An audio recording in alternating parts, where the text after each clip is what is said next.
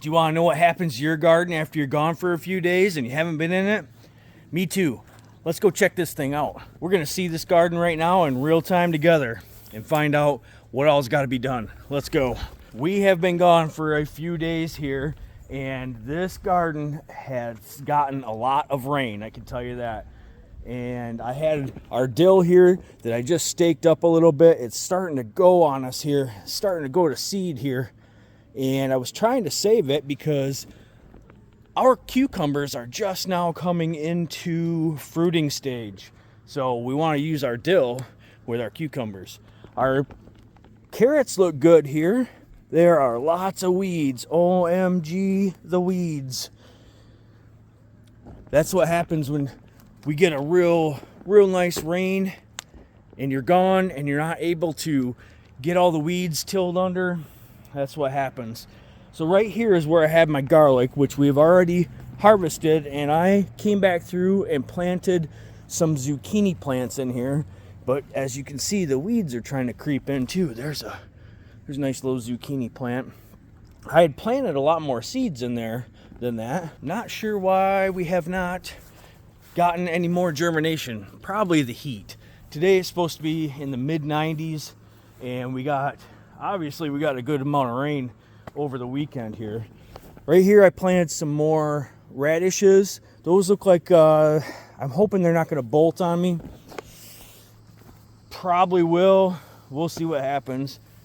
We've got our pepper plants going, and we've got our broccoli. Oh, there's a nice little head of broccoli right here. So this stuff bolted on us early, and what we do is we just come in here and chop these back, and you'll end up getting smaller florets like that off of the broccoli plants. And we just trim these and keep going. We get enough of these guys so we can freeze them. And yeah, it's not like getting a big head of broccoli off the out of the grocery store, but it's still putting broccoli in the freezer for us. These peppers are looking good. Oh boy.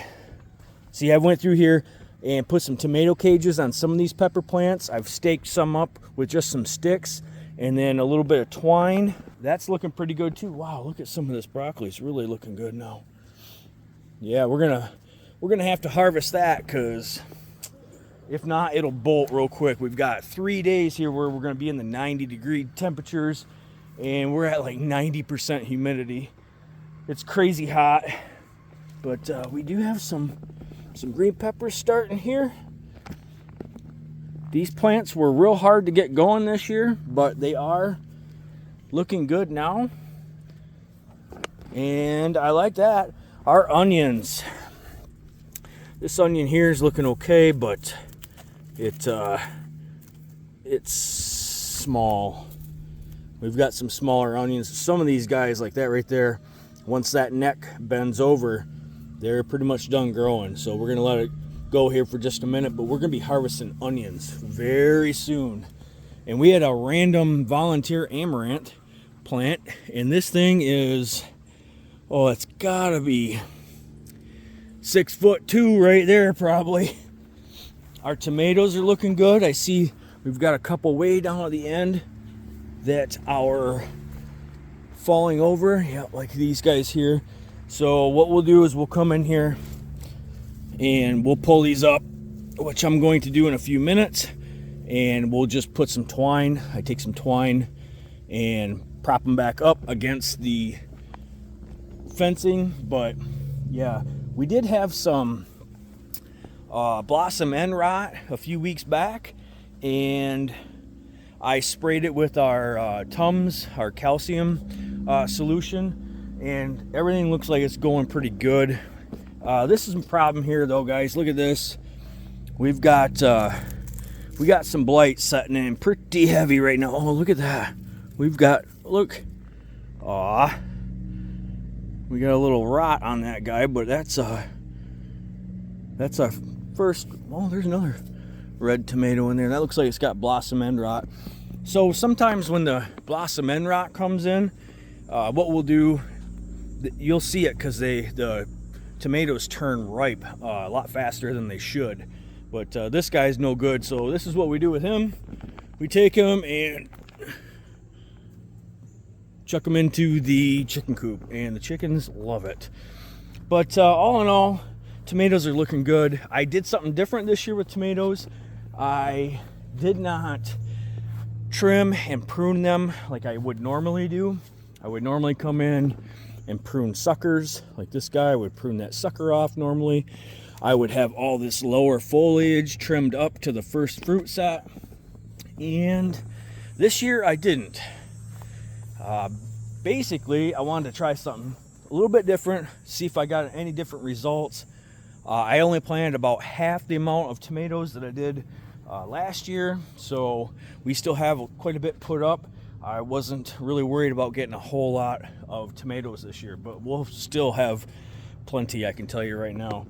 We've got peas in here, and then I interplanted the peas with some cucumbers, and I wanted to see how that would work, and it's actually not working too bad at all.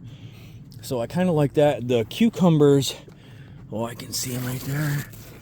The cucumbers are starting to really produce right now. I have already done a picking on them, and it looks like I need to do at least another picking yet today. Wow, they're loaded in there. Look at some of them guys. Look at some of them guys. So I really like planting the cucumbers on a trellis or a fence like this. It keeps them up out of the dirt.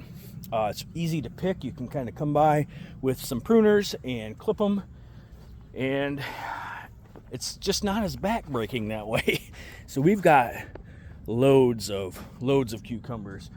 This here is our potato row, and it's hard to see because this got real weedy, especially just this last week. But yeah, these potato plants are done. So we need to get in here soon, and we need to dig these potatoes up. I don't mind letting them set in the ground a little bit, but if I do let them set in there too long, we'll get some we'll get critters in there, and they like to gnaw on them quite a bit, and I would rather harvest the potatoes for myself than feed the wildlife.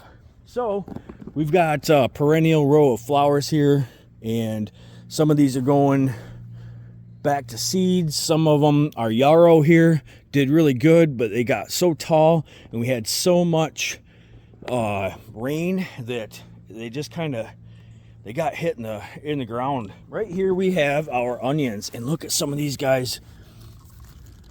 Yeah, some of these guys are still looking really good. Weeds, yes, but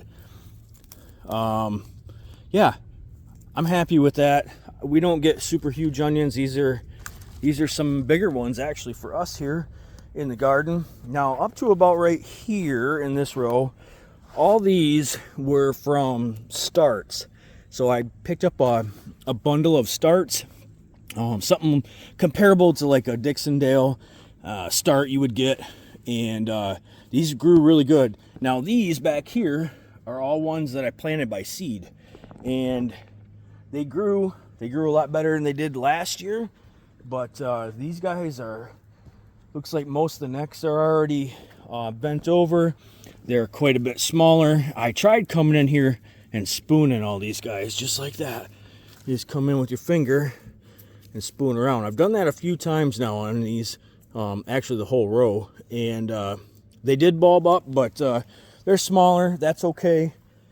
What I'll do with these here, the real small ones, is we'll take them and chop them up and freeze them. So we like to use them in like 1-cup packages throughout the fall and winter when we're making soups, things like that.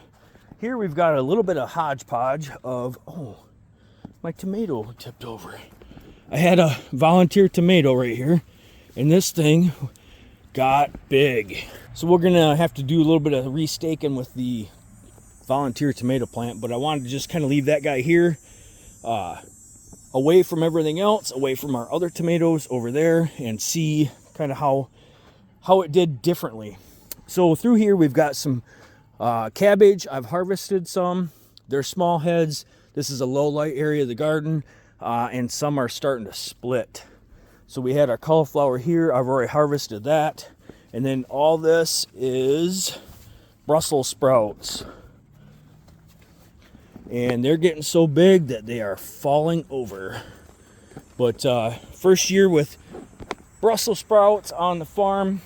To me, they look good. We'll see if we get any fruit off of them. And then down here, I've got another half a dozen heads of cabbage. And that one's starting to split, so I'll pick that one yet today.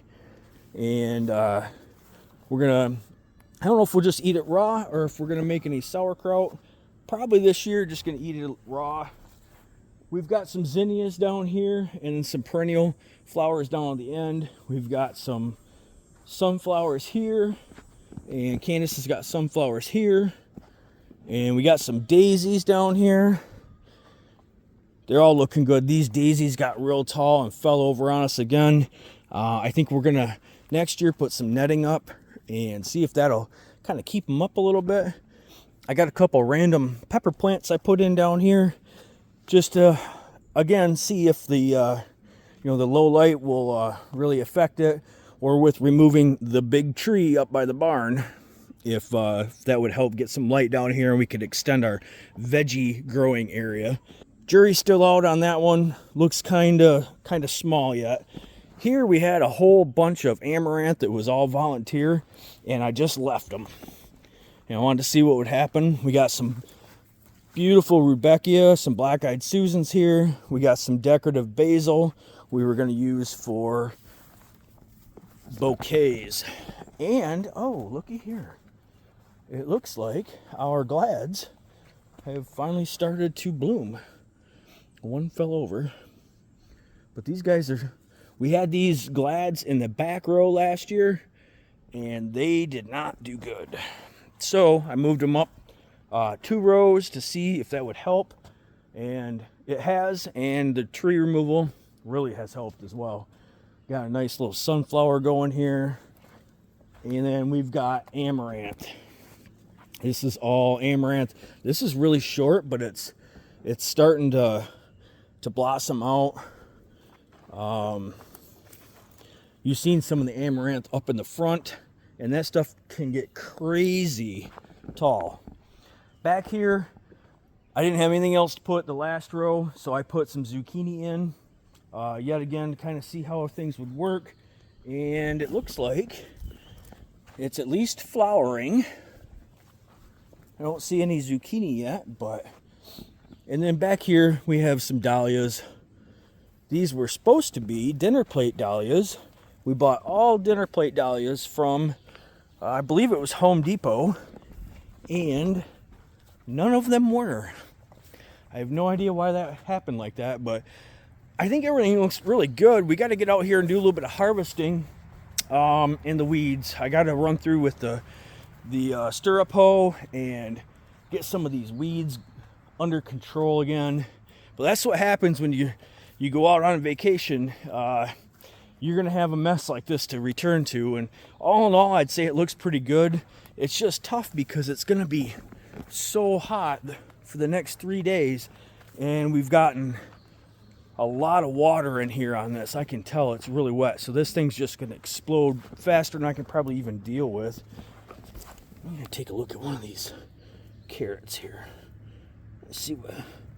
Yep, it's getting there. We're gonna save that one. I'm gonna pull that back out later. We're gonna have that for dinner. So that's what happens, guys.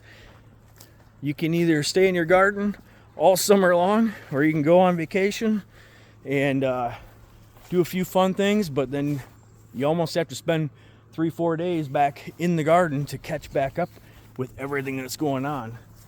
This here was our first row, our strawberry row, and it is overgrown with weeds. We let this go too far, and now we are gonna have a real hard time coming in here and cleaning all this up, but we will get to it. Looks like somebody was working in this area anyways.